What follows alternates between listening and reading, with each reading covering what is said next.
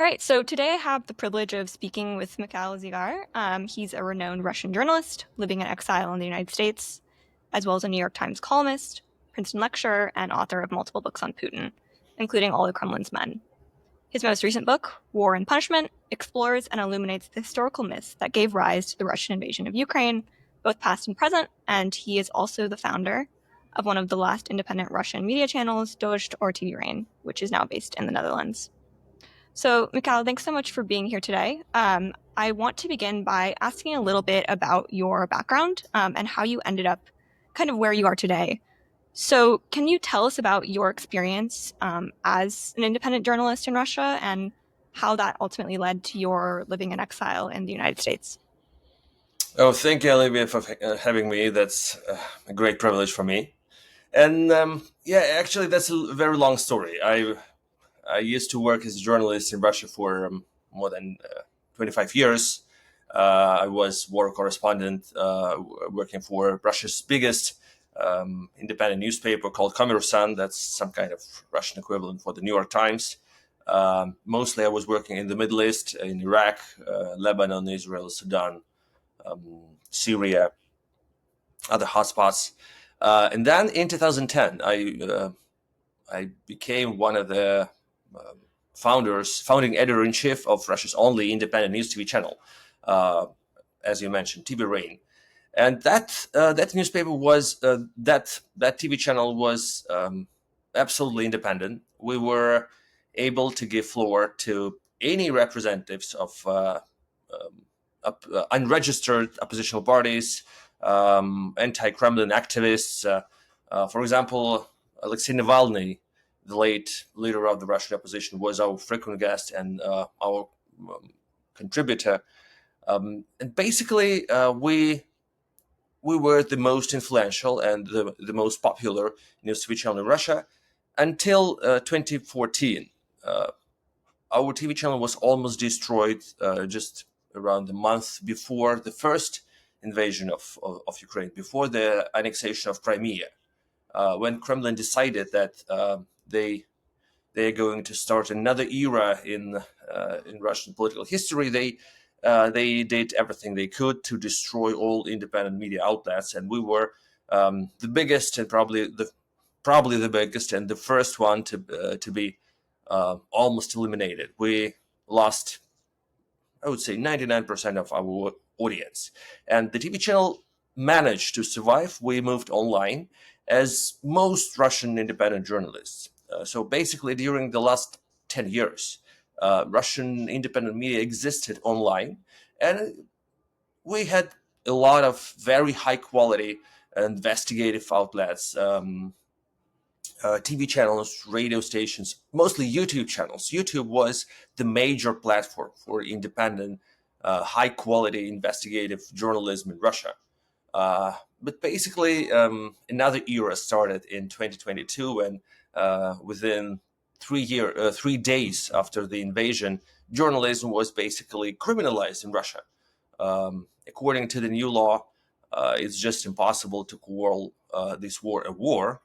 And I'm the example. I was sentenced in absentia to 8.5 years in prison for being a journalist. So yeah, all the independent journalists who used to work from Russia and who used to live in Russia had to flee. Most independent media work from Europe, from the Netherlands, from Lithuania, Latvia, or Germany. Um, I work in New York. I mostly now write for American media and teach in American universities and continue writing books. Also, I have a weekly Substack newsletter called The Last Pioneer, just about what is happening in Russia, because we still have the possibility to cover what's happening here, what's happening there, what's happening in Russia, in the Kremlin, in Putin's inner circle. Still have a lot of reliable sources, and yeah, it's still better than how the journalism in Russia was during the Soviet period, during the Cold War. I think that time the information about what was really happening was minimal. Now we still know quite a lot. Yeah, thank you for that really sort of extensive overview. And I think I want to dig into a lot of the different points that you've touched on. With that in mind, though, I do want to start with a topic that I think is on everyone's mind and that you mentioned as something that has really triggered sort of the degeneration of independent media in Russia more so than ever before. And that's the Russia-Ukraine war. I do want to preface this question by saying that as recently as today, the US Secretary of State said that it's not possible to end the war in Ukraine. It's time for the US to quote unquote move on. So with that with that cheery sentiment in mind, I want to get your take on this basically. And in one of your most well-known books, All the Kremlin's Men, you sort of demystify the Putin regime and explain the structural incentives that keep the Russian president in power, right? And you refer to him as sort of an accidental king. So my question is, how do these incentives sort of factor into the Russia-Ukraine war? Why might Putin be committed to ensuring the war continues? Unfortunately, I'm not surprised that even Marco Rubio admitted that it would be at least very hard, if not impossible, to end the war. And the major factor for that is President Vladimir Putin, because we can be sure that he doesn't have that desire, and he just cannot, and he doesn't want, and he cannot stop the war.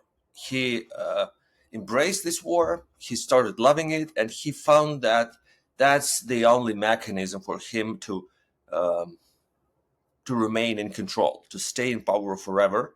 And yes, you're absolutely right.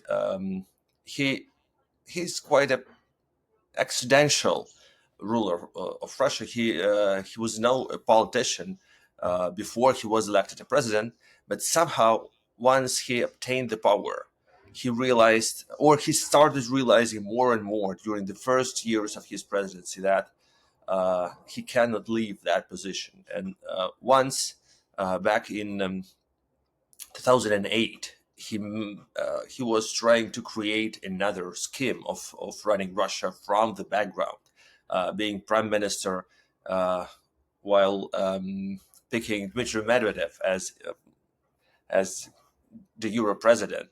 But Putin didn't like that situation. He realized that the influence was being lost, and he could not. He could not be certain that he's still holding um, all the instruments, all the mechanisms of power. So yes, for now we can be sure that he is intended to stay in power forever till the end of his days. He's not going to choose any successor, and unfortunately, he has learned basically since 2014 that. The nation that is waging the war is the most easy to control. That's the only way to make sure that all his enemies are um, suppressed, or now most of them had to leave the country. The inner circle, the big business, the top bureaucracy, the people who used to influence a lot on different levels, the people whom I called collective Putin in my book, All the Kremlin's Men, the people who symbolize this regime. And surprisingly, most of them hate the war.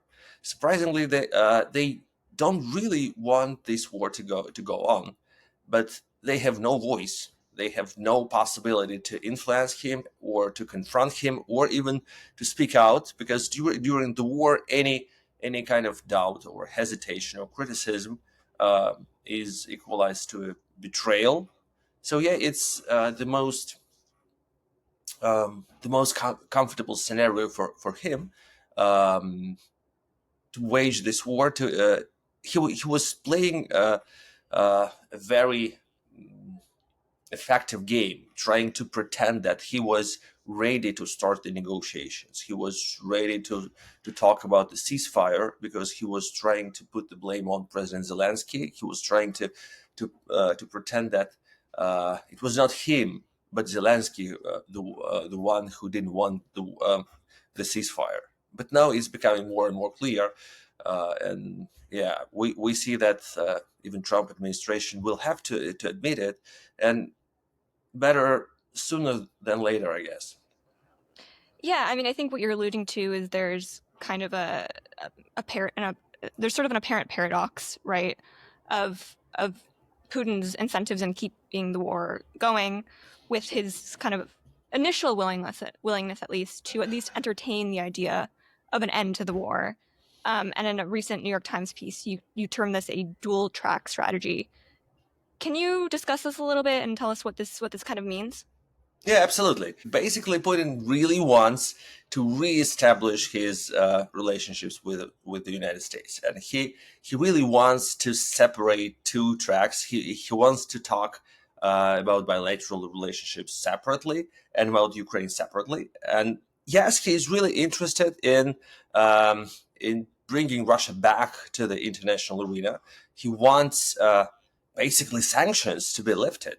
Um, he wants to reset his connections with the West, but that doesn't mean that um, he's ready to stop the war. So he would love to continue the war, and at the same time to start talking to Donald Trump.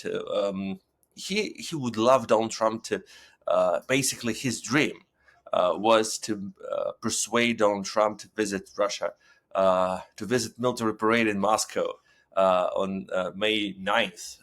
That's the 80th anniversary of the end of the Second World War. So basically, I know that Russian diplomats, Russian negotiators were trying to make this as some kind of precondition for the great breakthrough in the negotiations. But at the same time, he didn't want to make any compromise on Ukraine. He really uh, needs to continue the war. He even was not ready to agree for a 30-day ceasefire. He proposed so many unacceptable preconditions, so it was all in vain. But yes, he's trying hard to continue talking to Americans because he sees that that's the unique opportunity. He has some soulmates in current administration. I don't mean that there is any kind of collusion. They are not considered as Russian agents in the Kremlin. They are just considered to be the people who can be dealt with. They are mentally very different from the previous administrations. And yes, the current Kremlin bureaucrats think that that's the unique opportunity uh, to relaunch relationships with Washington. Yeah, I mean, I think what you're kind of alluding to is something you've discussed before, which is the sort of Putinization of world politics, which you know is marked by this profound cynicism. You say it's the idea that that might makes right, and that you do what you need to do, what's necessary, and with very little regard to norms or with very little regard to a consistent ideology necessarily. So I think it seems like what you're alluding to there is that the current administration is like-minded in that profound cynicism, in that idea that might makes right. So maybe could you talk about how this is playing out geopolitically, this kind of Putinization of world politics, and maybe discuss how we might counter this trend?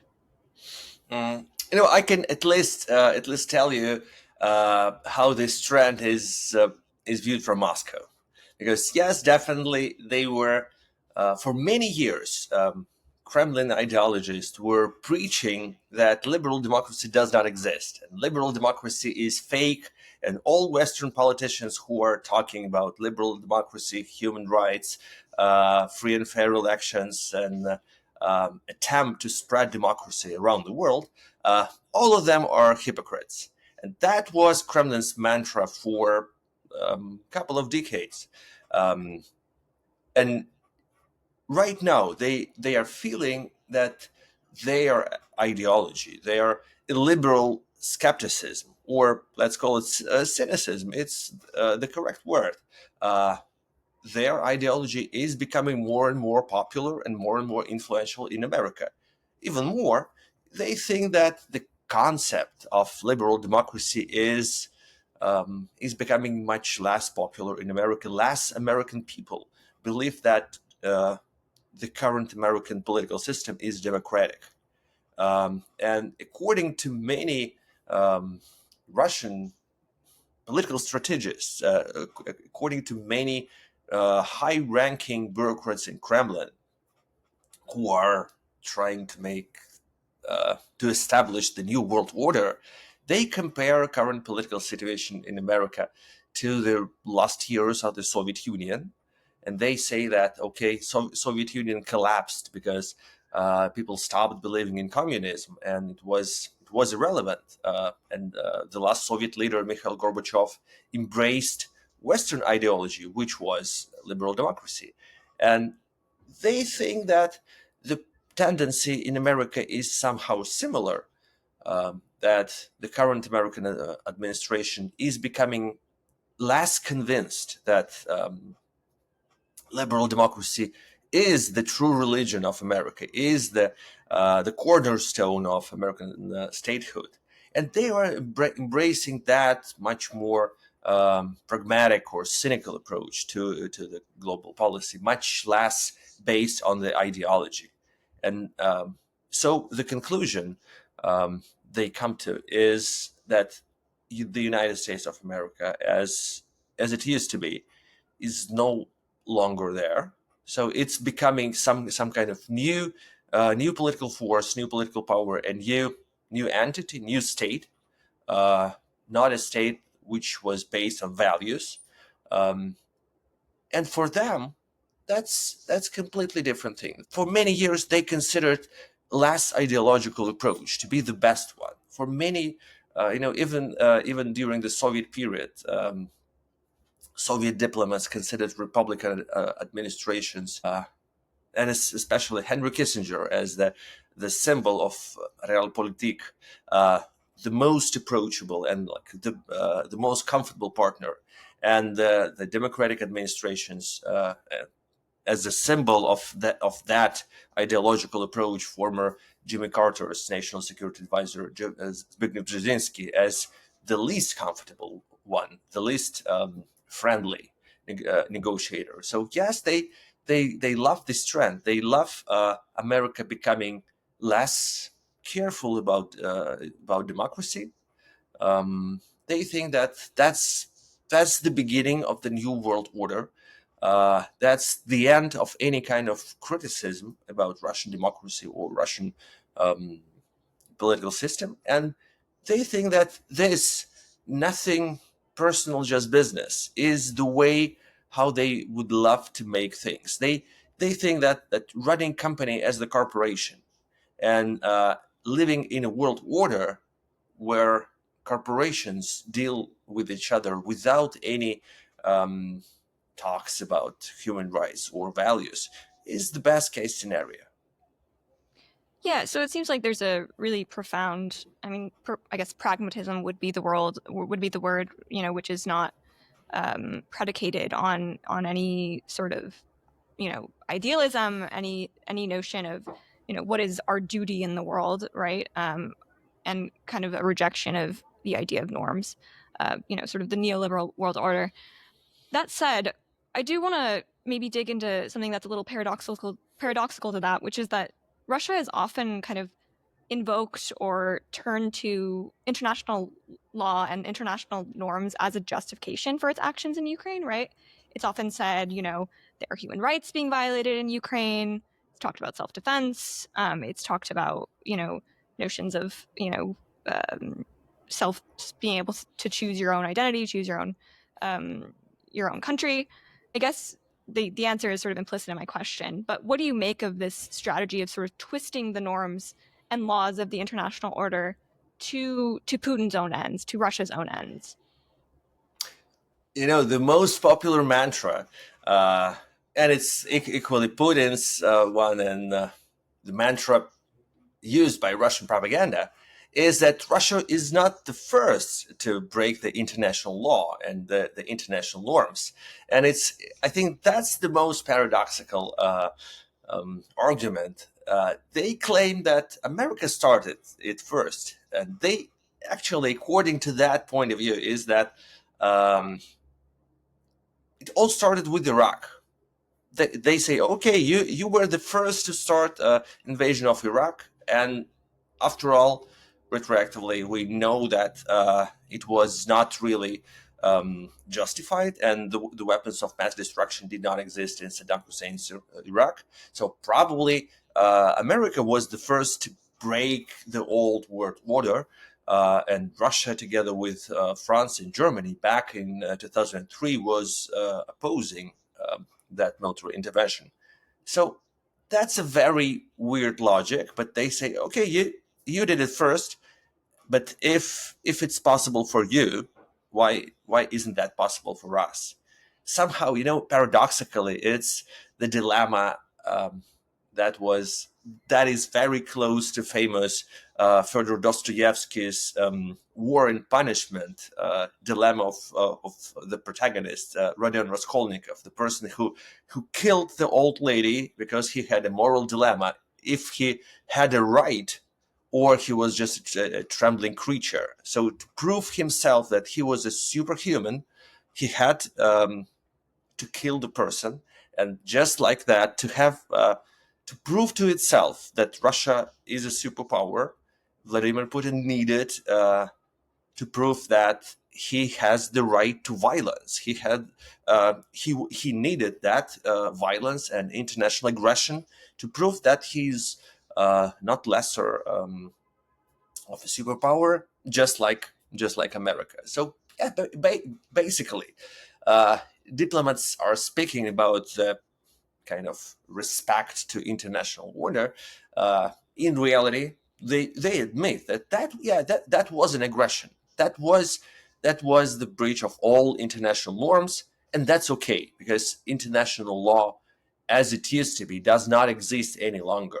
That's the idea of Vladimir Putin for many years, and actually he started speaking out about that since 2007 when in Munich during the Munich International Conference he made his infamous Munich speech, and he called for the new Yalta, for the new conference to establish the new world order, to redivide the world. So yes, basically that's something he would like to have. I think history is often marked by these moments of, um, a realign what we sort of term a realignment of a world order, a fundamental shift. And sort of on that note, we've been talking about the present. We've been talking about this perceived shift in how the world functions, right? Or at least that Russia claims there's a shift. I want to look to history now, and your recent book, War and Punishment, is sort of an examination of the history that led to today, and more specifically, it's an examination. It's a critical self-examination of Russia and the Russian narratives. You call them myths that helped enable the war. Can you talk a little bit about those narratives, some of the narratives and myths that you identify, and how they specifically translated into policy, into sort of how Russia approached the war? Yeah, we all know that Vladimir Putin is obsessed with history, and he never misses the opportunity to have a long lecture about history. He's lecturing foreign leaders. He was lecturing Tucker Carlson when he gave an interview to him, and yes, he repeats the same myths, the same historical narratives, and basically he believes in many because Russian Russian imperial history is the classical version of Russian history that was created back in 19th century. That's the the only version we know, and unfortunately, Russian history has never been de-imperialized. We don't know any history of peoples who used to live who live in Russia. We don't know history of Russian people. We don't know history of all those peoples who were invaded and suppressed by the Russian Empire, like Ukrainians or Tatars or Buryats or so many many more ethnicities who continue living in Russia or have their own states now. And that's one of the problems that has become very obvious after the invasion of Ukraine, because Putin is trying to justify his war uh, with that classical, traditional imperial narrative. He is claiming that Ukrainians and Russians are the same people, and there is no such a nation as Ukrainians. He claims even that Ukrainian language does not exist, and he uses the classical story from Russian history, the moment when Peter the Great was fighting against Swedish Emperor Charles the 12th, and the military leader of Ukraine, Hetman Mazepa, was the ally of Russian Emperor, but then he switched sides, basically because he chose the interests of his own people. He realized that Russian Empire was a great threat to his people, and so he chose um, to become an ally of Sweden, but in classical Russian literature, as well as in classical Russian history, that is the symbolical betrayal of Ukrainians, and that motive of Ukrainians as traitors who have always betrayed Russians. Somehow still exists in Russian literature and Russian history, and is constantly repeated by Putin, by Putin's propaganda, and by a lot of historians. So yes, I think that's another big problem, that traditional version of Russian history is uh, constantly used by Putin to brainwash a lot of people, uh, and that's not something he invented. That's the same narrative that has been used for centuries, and a lot of people in Russia believe in it because they have never heard about possibility of another look on history. Yeah, definitely. I think, uh, in order to understand where we are in the present, we have to understand those historical narratives, and how they translated specifically into the actions taken by Russia, right? Um, I kind of want to shift gears now. We've talked about the Russia-Ukraine war. We've talked a little bit about the incentives that come into play, in terms of how Russia interacts with the with geopolitics and the international order. I want to talk a little bit about the situation in Russia in terms of press freedom and power consolidation, and I want to dig into that and then talk a little bit about how that how your experience with that sort of situation is maybe framing some of the things we're seeing in the U.S. right now. Um, so so first of all, I want to preface this by saying that like Lawfare is a publication that kind of rests at the nexus of law and international security. So of course we love to focus on the the legal elements of current events. But you've made the point previously that that one of the main barriers to independent media in Russia is not only the weaponization of the legal system, but the way that media is kind of financially structured. So I think you've said something to the effect of, there's not necessarily a draconian dictatorial law. Capitalism is sort of what has precluded or made difficult independent media. Can you talk a little bit about this?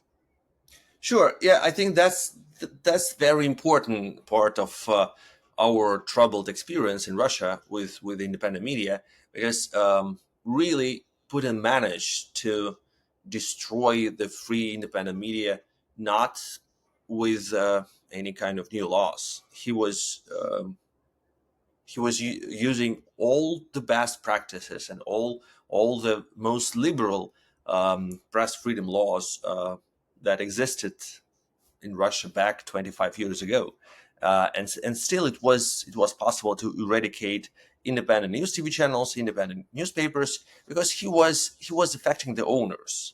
He when he was elected president of Russia back in year 2000, most independent media belonged to big businessmen. We call them oligarchs. Most of them were oligarchs because they were not only businessmen, but they wanted to have the political power. They wanted to affect the political decisions of the government. So yes, they were playing political games as well.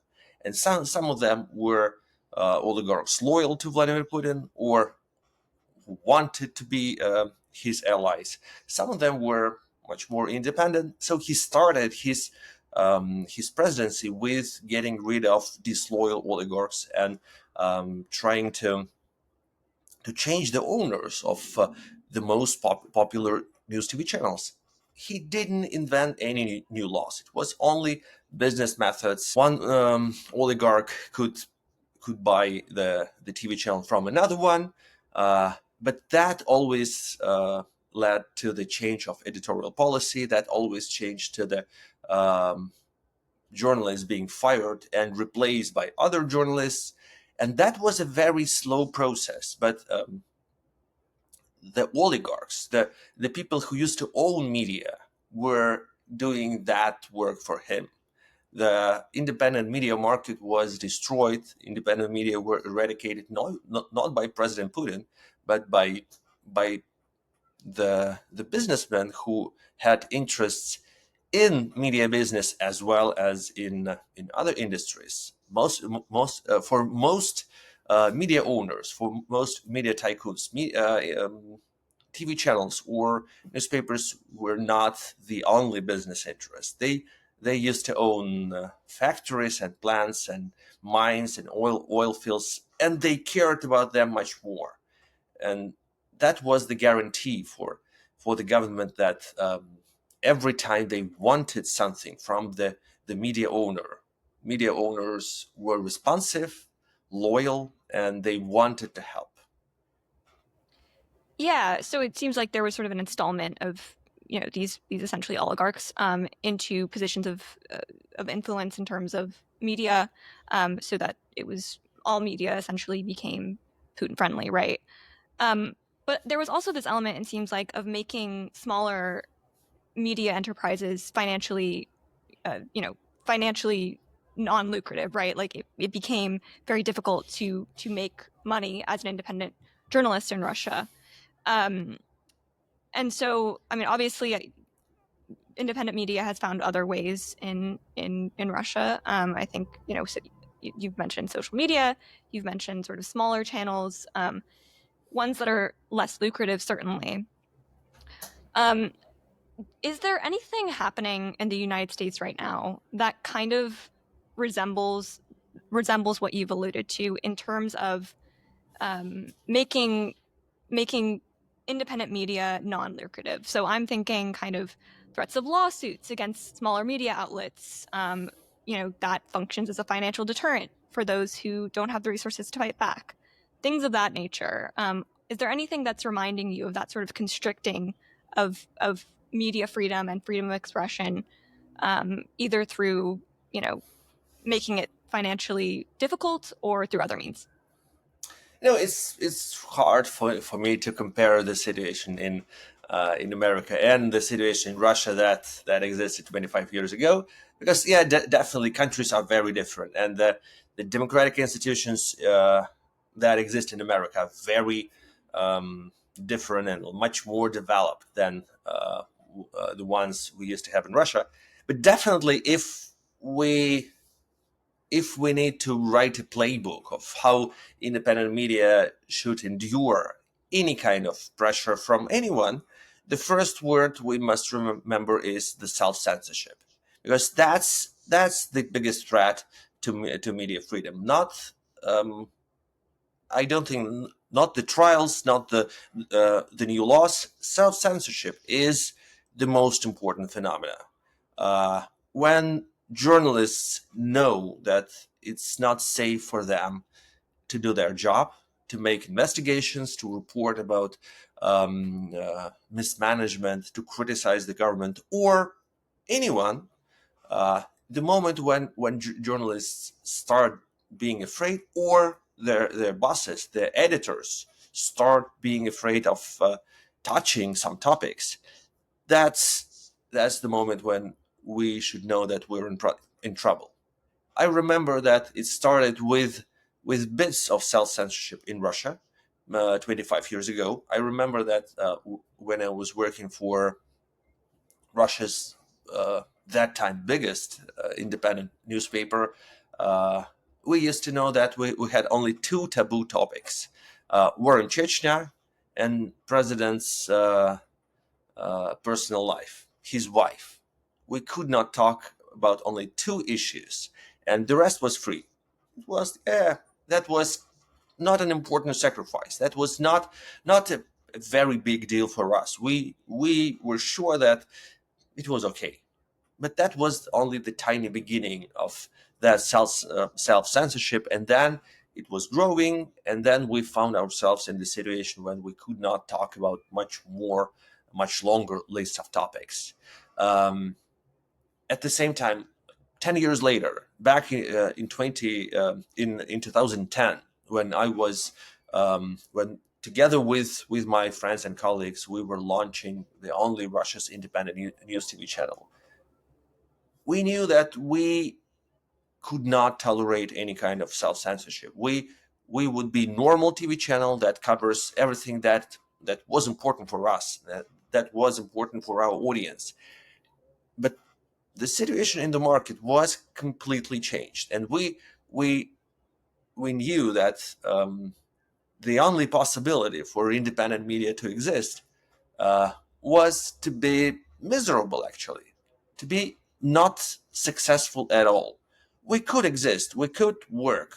We for several years there was a possibility for us to cover all the important issues, but we knew that there was no chance to have any advertising contract. No advertiser, no big company was able to risk their situation, um, their profits by dealing with us, because it was not acceptable for the government. It was still possible for us to work. We had donations from our viewers. We had minor contracts with minor advertisers. We had contracts with cable operators, but still, that was clear that uh, it wasn't. There was no official ban for anyone, but the atmosphere of mm, potential risk was obvious, and that stopped a lot of people from working with us, from talking with us. Uh, in the beginning, we were able to work. I was able to send my correspondents to work in the Kremlin press pool, for example, but then that also stopped. And we know that that's a very disturbing practice when government officials prevent journalists from having an access to information. That's the beginning of a very disturbing trend as well. Yeah, given that last point, I wonder what you make of the White House recently limiting access for journalists to the White House press pool. There's obviously been a lot of controversy about that. I wonder what your thoughts are on that and what you think, how concerned we should be as a nation about that, given your experience. I think that's not the first time when something like that happened in this world.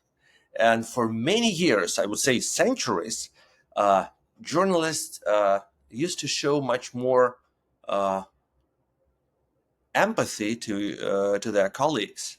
I haven't seen any protests by another media. I think journalists should consider themselves to be the corporation. They do the same job. So if Associated Press was punished and prevented from having an access to the White House, I don't see the explanation why all other independent media, why Reuters or CNN or the New York Times just tolerated that and said, okay, it's not about us. They are not coming for us, so we don't have to be worried. I think they are coming for everyone. If any correspondent is punished, that's the issue for everyone. And I think that's the only possible answer, just for any journalist to demand the justice for anyone who was affected. Yeah, I mean, it seems like there's an element of fear and deterrence there. I think what you pointed out is that obviously AP will probably not be the last, right? But I think maybe some of the factors that you've discussed before in terms of deterring resistance to actions by an administration or leader through these deterrence mechanisms like lawsuits, or making fear of raising topics that might raise controversy and might put you under the scrutiny of a unfriendly administration. Um, I think those could definitely play a role in that. And I imagine, you know, given your experience, that's concerning. Um, so, kind of shifting gears a little bit, I want to talk about something that has recently come to light, but which a lot of people have been discussing as a general trend, which is that you may have seen that Ed Martin, Trump's interim attorney for DC, it was recently revealed that he appeared on RT over 150 times. And RT is, of course, the state-controlled media of Russia. In the U.S., it's a registered foreign agent. Obviously, this is one of the more direct examples of a Trump affiliate promulgating Russian propaganda, but it's certainly not the only one.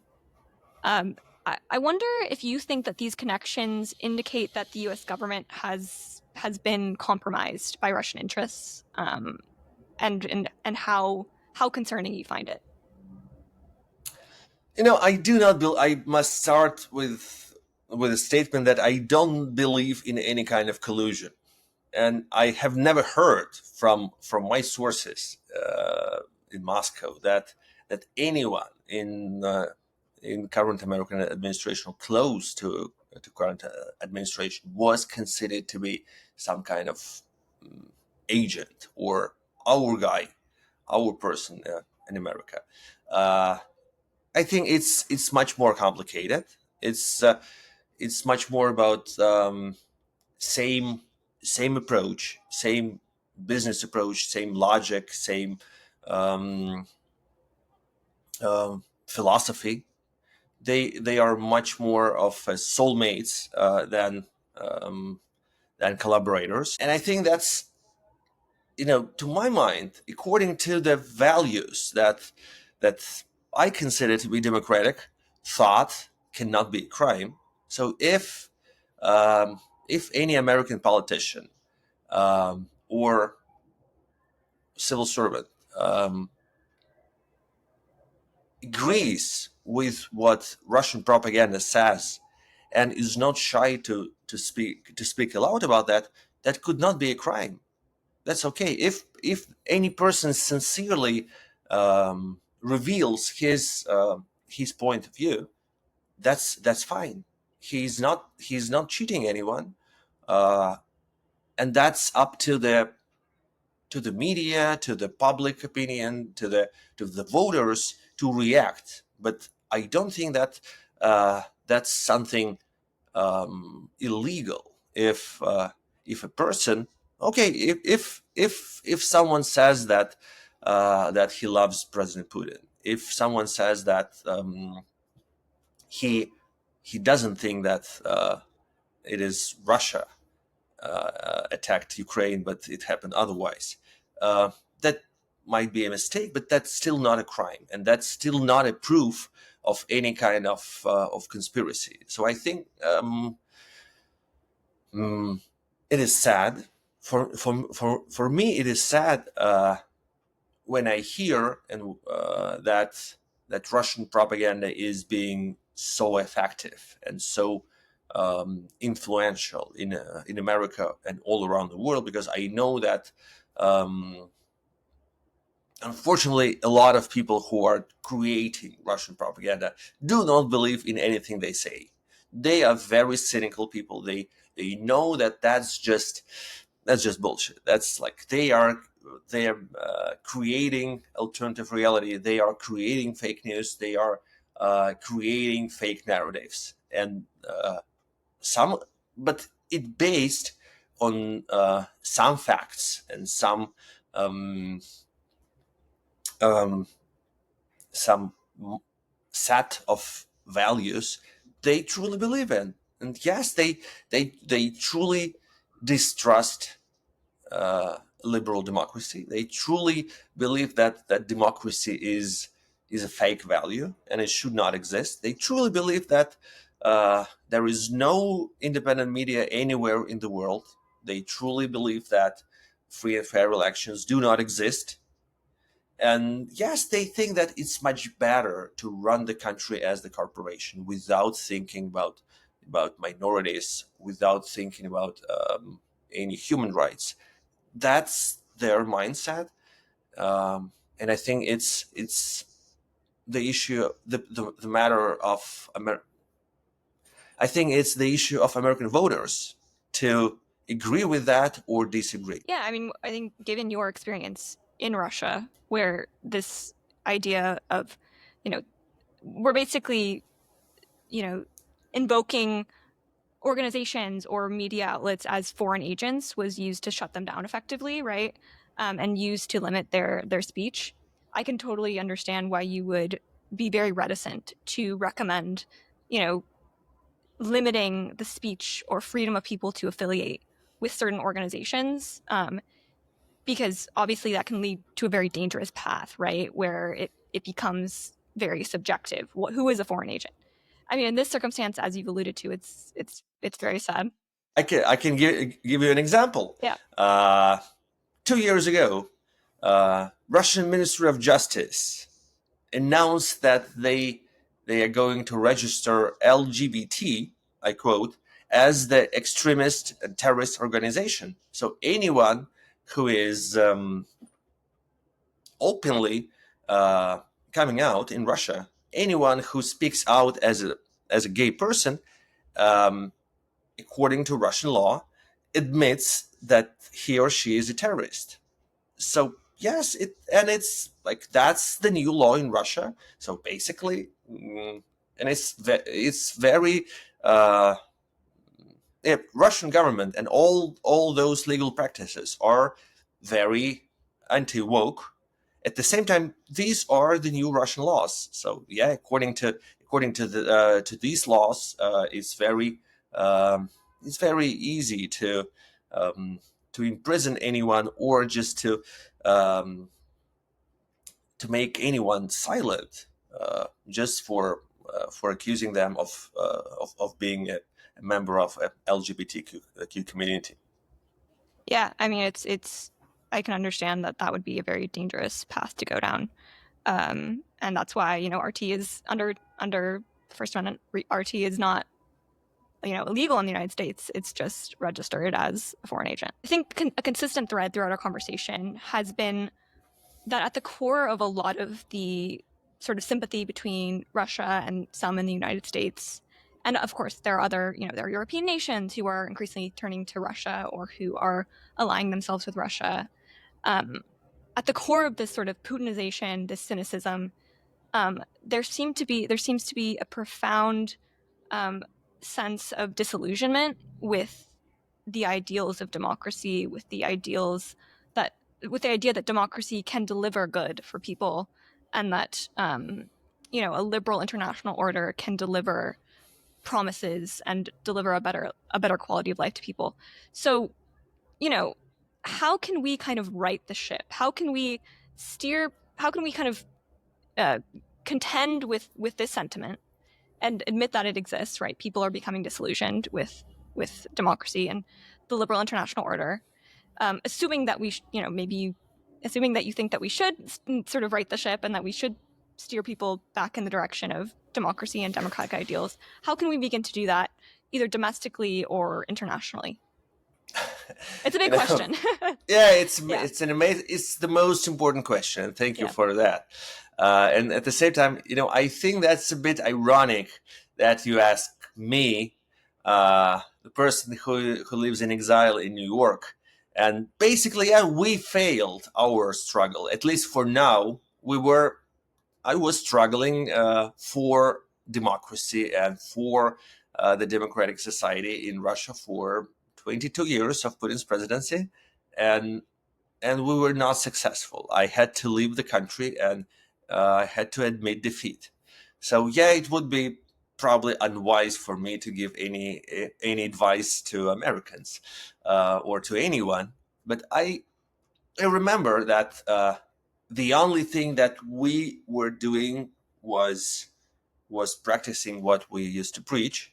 So yes, uh, we were talking about democracy, and we had to prove that we really believe in all those values. We were as journalists, we had to be unbiased, and we really did that. I remember that for me, I always uh, realized that Alexei Navalny, the leader of Russian opposition, even though he was very um, all of his values were very close to mine, but I still treated him as one of our newsmakers, not as our partner, not as our um, leader.